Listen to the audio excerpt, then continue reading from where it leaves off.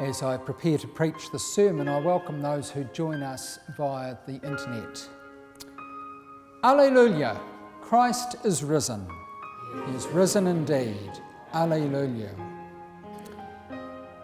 How many of you have experienced something joyful and uplifting, and a short while after you feel that, you feel a little bit flat? Easter can feel a bit like this. We arrived at the climax of Christ's resurrection story last week, and now we can feel like, what next? This low feeling may be because over the last little while we have experienced a lot of emotion as we journeyed with Jesus. We have listened to his stories, saw him heal people and offer advice for a new way of living. If we listened, we may have heard Jesus telling his disciples that he will die soon and be risen. I can imagine that Jesus' disciples were a bit confused. The lead up to his crucifixion was clearly difficult to understand, and Jesus knew this as he had to keep repeating the story. And then the reality hit them. On Good Friday, Jesus was crucified, and 3 days later, while struggling with his death, we find the disciples locked in a room, scared of the Jews and probably wondering what had happened. Perhaps they were sitting there wondering what was next to come. I can imagine that the disciples were feeling that flatness that comes after so much emotion. Then, on Easter Sunday, early in the morning, Mary Magdalene told two of the disciples that she had seen Jesus, and we know two of the disciples, Peter and the one that Jesus loved, had run to the tomb to see for themselves rather than take Mary's word for it. These two disciples, like Thomas in the gospel story today, doubted the reality of Jesus' resurrection. Today is recognised in our lectionary as Low Sunday. Today, the emotion of Jesus' death affects his first disciples. And today, our experience can catch up with us also.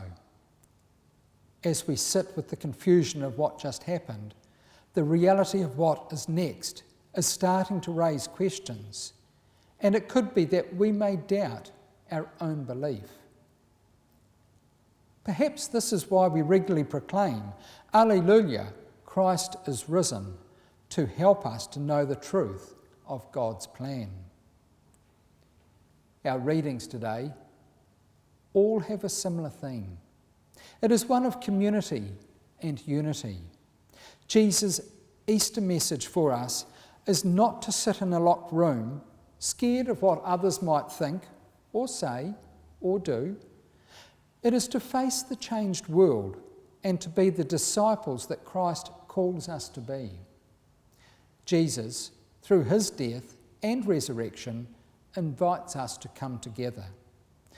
Together as believers, together as a church in this city of Rotorua, and together as the wider church of Christ throughout the world.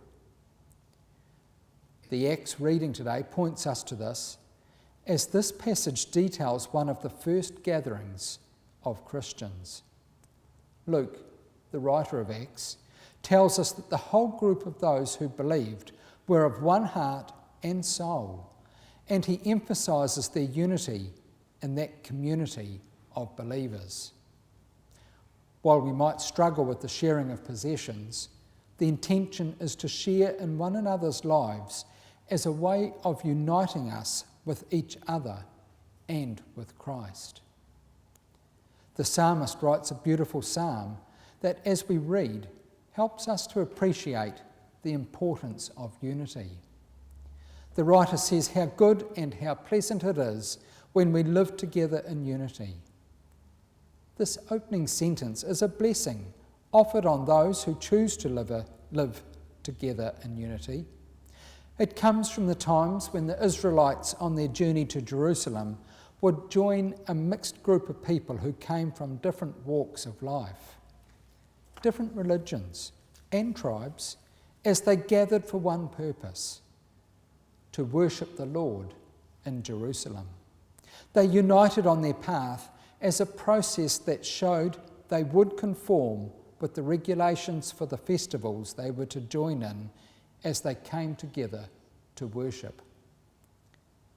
As I see it, we come together as different people who arrive at church on a Sunday morning and are invited to unite together as we come to worship our God.